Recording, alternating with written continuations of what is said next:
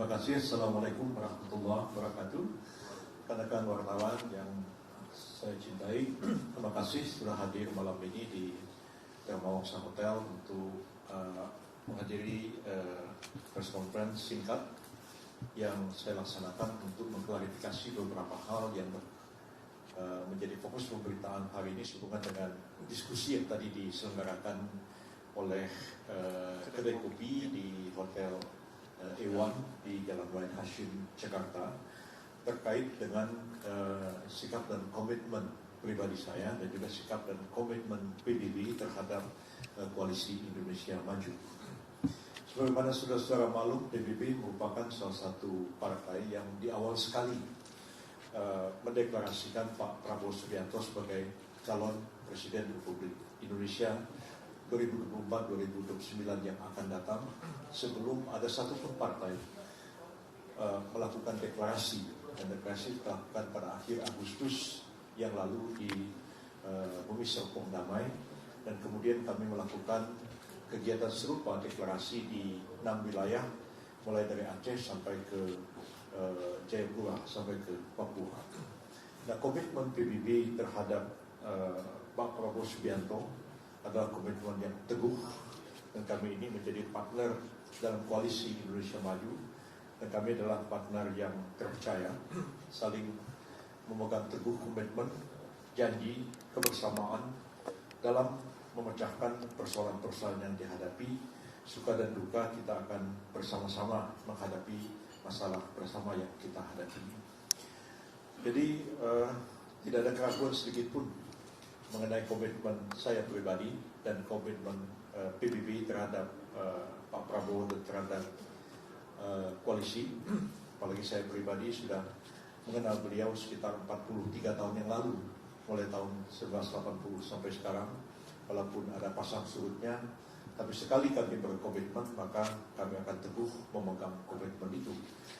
Nah, sehubungan dengan pelaksanaan putusan dari Mahkamah Konstitusi yang sama-sama kita ikuti kemarin, ada 4 putusan Mahkamah Konstitusi, dan saya juga sudah menyampaikan rilis tertulis kemarin tentang putusan Mahkamah Konstitusi itu, baik putusan yang pertama, 2, 3, maupun keputusan yang terakhir, nomor 4, yang mengabulkan permohonan pemohon mahasiswa dari Universitas Surakarta yang akhirnya Mahkamah Konstitusi mengabulkan sebagian dan menyatakan bahwa ketentuan dalam pasal 167 huruf Q dari Undang-Undang 7 tahun 2017 tentang pemilu, tentang syarat presiden berusia serendah-rendahnya 40 tahun oleh Mahkamah Konstitusi dinyatakan bertentangan dengan UUD 45 kecuali dimaknai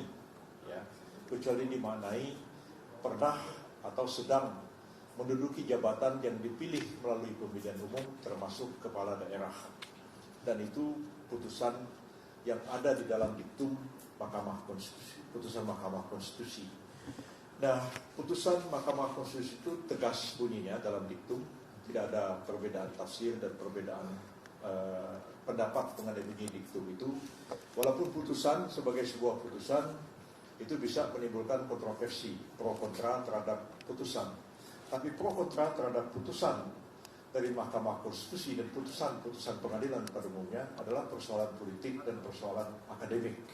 Nah, apapun persoalan politik dan akademik, dia tidak dapat meruntuhkan atau menggugurkan putusan Mahkamah atau Mahkamah Konstitusi dan putusan pengadilan pada umumnya. Jadi keputusan itu seperti itulah bunyinya, dia final, dia binding, dia final, dia terakhir, tidak dapat diajukan banding dan kasasi, dan dia final. Maka semua pihak terikat dengan putusan Mahkamah Konstitusi itu, terlepas daripada adanya pro kontra terhadap putusan Mahkamah Konstitusi itu sendiri. Dan saya kira terhadap putusan Mahkamah Konstitusi itu siapa saja boleh mempunyai pendapat, boleh mengkritik, ya, karena terbuka untuk dikritik oleh siapapun. Kalau ditanya kepada saya sebagai akademisi hukum tata negara, jawaban saya seperti ya, dan tadi sudah didengar jawaban saya terhadap putusan Mahkamah Konstitusi dalam diskusi di kedai kopi tadi pagi. Tapi kaitannya dengan komitmen kita dalam koalisi, saya tegaskan bahwa saya pribadi maupun PBB tetap dalam komitmen yang teguh berjuang bersama-sama dengan Pak Prabowo Subianto, dan apapun putusan yang nanti diambil oleh koalisi itu akan dipatuhi dan akan ditaati serta dilaksanakan oleh PBB, termasuk oleh saya sendiri sebagai bagian dari koalisi.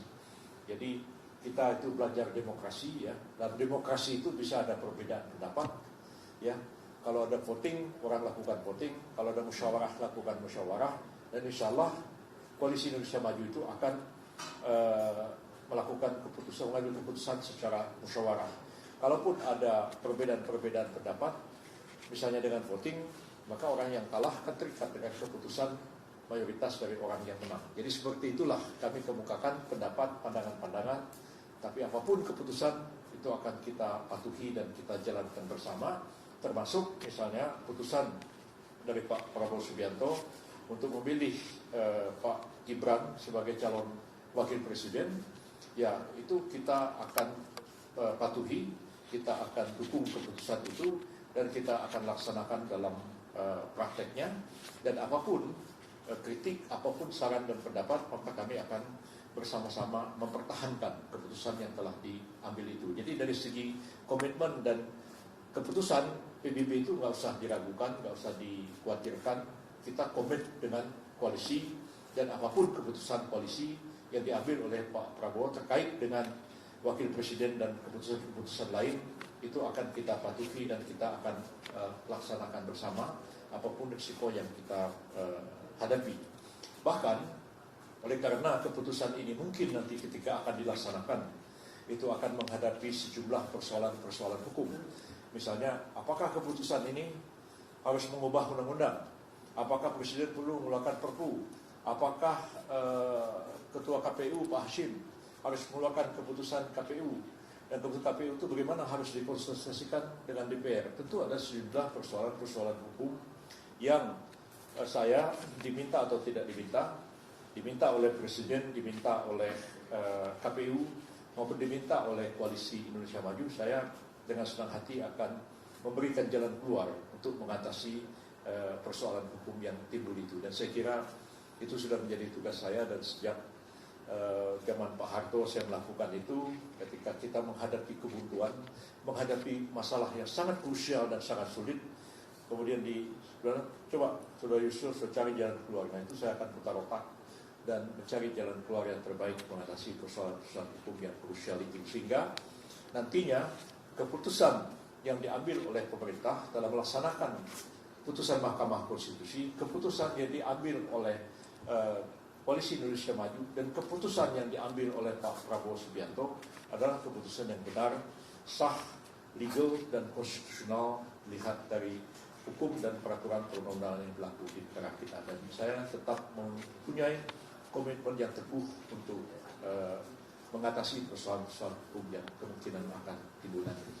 Saya kira itu penegasan saya, dan saya ucapkan banyak terima kasih atas kehadiran rekan-rekan wartawan.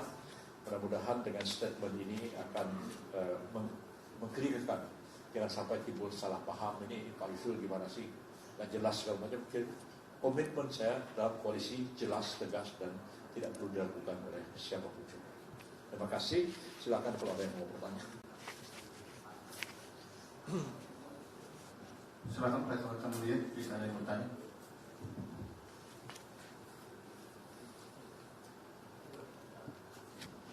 Selamat malam Bang, Adil dari Tempo. Tadi saya juga ikut di kedai kopi itu ya, tapi secara mendadak juga akhirnya memberikan klarifikasi. Nah kira-kira apa yang terjadi sehingga Bang Yusril akhirnya memutuskan secara mendadak bikin konferensi di sini? Betul, karena memang saya melihat tidak secara lengkap apa yang saya sampaikan di diskusi kedai kopi itu dimuat oleh berita, sehingga banyak kawan-kawan bertanya. Ya, juga internal Koalisi Indonesia Maju bertanya, ini ada apa Bang Yusril? Kok Anda ngomong seperti ini? Padahal tadi saya bilang, saya terangkan dalam pertemuan di kedai kopi itu bagaimana sikap PBB dalam koalisi. Saya bilang dalam demokrasi itu orang yang kalah ikut orang yang menang. Jadi kalaupun mungkin ketika bermusyawarah itu kita punya pendapat yang agak berbeda, tapi kalaulah dimusyawarahkan dan kemudian diputuskan, bahkan dengan voting, apa yang menjadi keputusan itu kita komit dengan keputusan itu. Itu yang sebenarnya penegasan saya, PBB tetap komit dengan koalisi dan tidak akan ada perbedaan pendapat apabila kita telah mengambil sebuah keputusan. Sampai hari ini kan kita belum mengambil keputusan dan masih akan rapat. Nah, ini kurang mendapatkan porsi pemberitaan, sehingga malam ini saya mengklarifikasi masalah ini supaya tidak timbul kesalahpahaman lebih lanjut.